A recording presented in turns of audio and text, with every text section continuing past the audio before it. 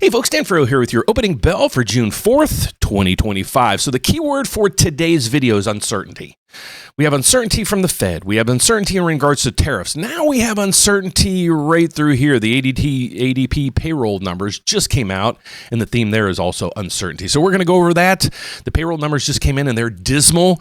How that's affecting the markets? Well, that's what we're going to get to. So my name is Dan Frio. I do this report actually 2 times a day to inform you guys what's going on with these things over here. And the reason being is I'm a federally licensed loan officer. So if you're out there looking to buy or refinance, I'd love to be able to help you out. I'm licensed in all 50 states as well as Puerto Rico. Our slogan's one application, one credit pool. We're going to shop your loan over 30 different lenders. How do we do that? I'll give you all that information at the end of this video. You're here for these things. So let's get over to it. We have breaking news right now from ADP. The payroll numbers just came out. Let's just take it to them. We're going to go over to the economist for ADP and let her explain the numbers to you. Then we come back. I'm going to show you where the numbers previously were, what they expected, and how these numbers came in. But is this real huge uncertainty in the job market? Let's ask her. 37,000. That was the lowest increase since March of 2023. May ADP payrolls showed a gain of 37. May ADP payrolls showed a gain of 37,000. That was the lowest increase since March of 2023 and far below the estimates of a gain of 110,000. You had total private payrolls that were up. Let's halt it for a second. They expected 110,000 jobs to be created, and there was 37. That's a third. So how do you miss it by a third? That's my question, I guess, the first question I have. So I'm uncertain on how they figure out these numbers and how they give us the estimates, but let's let her explain it to us. Up by 37,000, goods down by 2,000, services up by 36,000. Non-farm payrolls, the estimate was up 125,000. And joining us right now to talk more about all of this is Neela Richardson. She is the chief economist at ADP. Neela, this is a little bit of a surprise on the headline. You want to walk us through what's happening here? Sure. So the lower number is really driven by shedding of jobs in the goods sector. We saw manufacturing, which actually had some surprise increases earlier this year, shed jobs in May. So that hiring momentum starts there, but it extends through several parts of the services sector, too. We saw losses in professional business services. We saw losses in healthcare jobs. So anyone who's looking at the Friday jobs print, remember that healthcare was a big, strong job creator last month.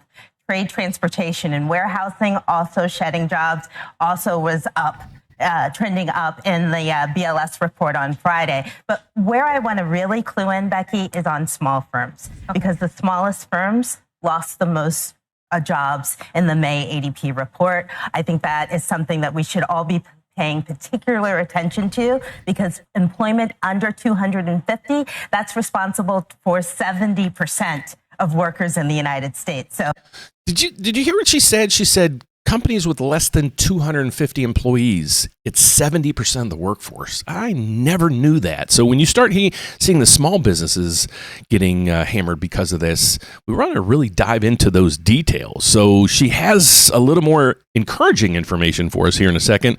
Let's get over to it. As goes small firms, as goes the labor market. Well, I mean, that's been the big. Hold on. I also want to provide this information for you. This is also from ADP. So this tells us how much wages have increased. So you guys, there's going to be a lot of people posting down there saying these numbers are false or whatever. But folks, I have to provide you with some information. So if you stayed on your job, they're saying you had an increase in your wages of 4.5%. If you changed jobs, you had an increase of 7%. So if we have inflation at 2.1, 2.3, at least you're outpacing inflation at this point. That's a thumbs up on that area. So now let's dig into the jobs numbers. Big question. A lot of the policy changes that have come from the administration are things that large firms have a better shot at navigating. They can kind of lobby more effectively for it, and they have the ability to deal with some of these changes with a larger workforce. They can be more proactive on some of these issues. We've certainly seen that reflected in the stock market. The Russell 2000 has fallen well below what you would see with the other major averages. How does this compare, though? You're not talking about massive loss of jobs. It's down 13,000. No, we're not. And that's an important point. This is not a labor market that's collapsing. This is a labor market where hiring is hesitant. It doesn't mean that these firms don't want to hire or aren't positioned to hire, but there is an uncertainty weighing on that hiring. And we've seen that for the second straight month. So the good news, I guess, is that it's a market that could turn around. And I'd also point to leisure and hospitality, which saw 38,000 gains. Yeah, that's a surprise. And it matches the JOLTS data from yesterday, which saw the job openings in that sector and entertainment go up. So in terms of consumer resiliency, we still want to see movies. We still want to go and get our entertainment. That sector is still strong. Consumers are still expected to spend on things that bring them entertainment. The Fed's going to be watching this very closely. We spoke with Nick Timmeros earlier this morning, who just said that even if you get a good jobs report on Friday, it's not necessarily something that would clear the way for the Fed to cut rates yet. But if you do see a couple of weak job reports, or at least the unemployment number moving higher over a couple of reports over a couple of months, that would certainly push the Fed to be more likely to cut rates. This is why I think the labor market is solid, because if you look at the 14.8 million workers that we can match uniquely in our data set, it's all about pay. And for the Fed, I think it will be about pay and wages. And we're seeing wages stabilize at a pretty robust number. So if you changed a job in the last 3 months, according to our report, you're going to see about a 7% increase from one salary to the next. Signals a strong labor market in terms of wage growth. And I think the Fed will be paying particular attention to how wages are evolving over this time. Neela, Fantastic point she has. Now, and another link right behind my head. Let's click it and see what this thing says.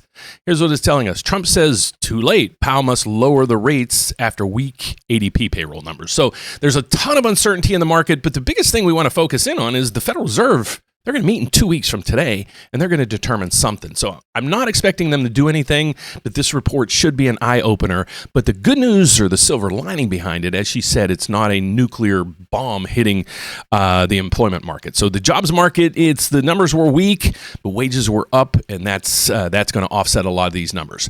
So let's get over to what the market's reactions are to these right now. So let's pull up the stock market, the Dow Jones, and the equity markets. Let's go across the board, get a little delay here. It's green all the way across the board here. The VIX is down to 17. Remember, this was like 30 something not too long ago. So the VIX is basically, you look above my head, it's VIX.